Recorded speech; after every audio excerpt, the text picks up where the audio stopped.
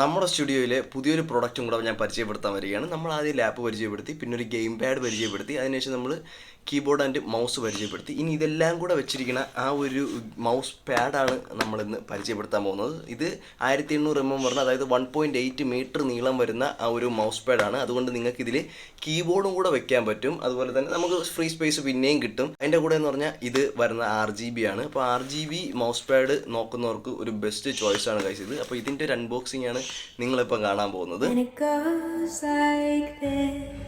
We'll get in your car and you lean to kiss me. We talk for hours and lie on the backseat.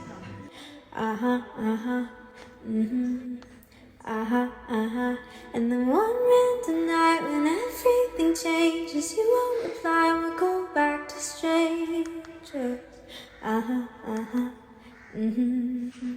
First of all ഇതിൻ്റെ പെട്ടിയിൽ എന്തൊക്കെയുണ്ടെന്ന് വെച്ചാൽ നമുക്ക് soft മെറ്റീരിയലാണ് വരണേന്ന് എഴുതിയിട്ടുണ്ട്.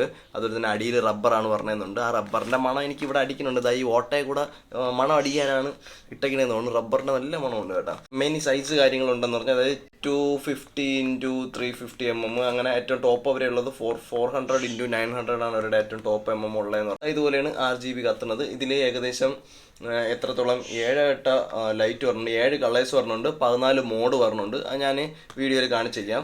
പിന്നെ plug and play ആണ്. നമുക്ക് ഡയറക്റ്റ് ലാപ്പിലോ PCയിലോ കൊടുക്കണ്ട. നമുക്ക് ഏതെങ്കിലും പഴയ ഒരു ചാർജർ ഉണ്ടെങ്കിൽ അതിലെടുത്ത്, ചാർജിങ് ബ്രിക്ക് ഉണ്ടെങ്കിൽ അതിലെടുത്ത് കൊടുത്താൽ മതി. നമുക്ക് അങ്ങനെയൊക്കെ ഇത് വർക്ക് ചെയ്യിക്കാൻ പറ്റും. അങ്ങനത്തെ കുറച്ച് കാര്യങ്ങളാണ്. സോഫ്റ്റ് ഞാൻ പറഞ്ഞില്ലേ, മൈക്രോ ഫൈബർ ക്ലോത്ത് ഒക്കെയാണ് ഇതിനകത്ത് വരണേന്നൊക്കെയാണ് എഴുതിയിരിക്കുന്നത്.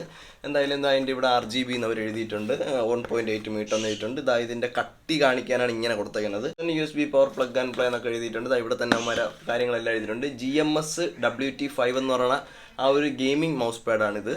അതായത് നമുക്ക് അൺബോക്സ് ചെയ്യാം. അൺബോക്സ് ചെയ്യാൻ ഇങ്ങനെ ഇവിടെ നിന്നാണ് പൊക്കാനുള്ളത്. പൊക്കുമ്പോൾ ഇതിങ്ങനെയാണ് സാധനം പറഞ്ഞത്. വേറെ പൊതി കാര്യങ്ങളൊന്നുമില്ല. ഇങ്ങനെ സാധനം പറഞ്ഞുകൊണ്ട് ഇതിനകത്ത് തന്നെ പൊക്കണ സമയത്ത് നമുക്കത് ആ ഒരു USB-C അല്ല, ആ ഒരു പഴയ ടൈപ്പ് സാധനമാണ് ഇതാ പറഞ്ഞത്. ഇതിൻ്റെ നീളം എന്ന് പറഞ്ഞാൽ അതായത് ഒരു അര മീറ്റർ നീളമാണ് ഇതിനകത്തുള്ളത്. പക്ഷേ ഞാൻ യൂസ് ചെയ്യണത് ഇതല്ല. ഞാൻ എൻ്റെ ഒരു പഴയ ബോട്ടിൻ്റെ ഒരു ചാർജർ ഉണ്ടായിരുന്നു 2 മീറ്റർ നീളമുള്ള.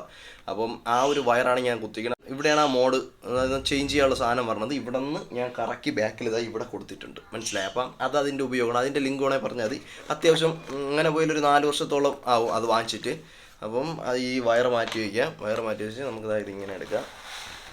അതായത് റബ്ബറാണ്, ബാക്ക് സൈഡാണ് ഈ പറഞ്ഞത് കേട്ടോ. എടുക്കുന്ന സമയത്ത് ഇത്രയാണ് അതിൻ്റെ വീതി പറഞ്ഞത്.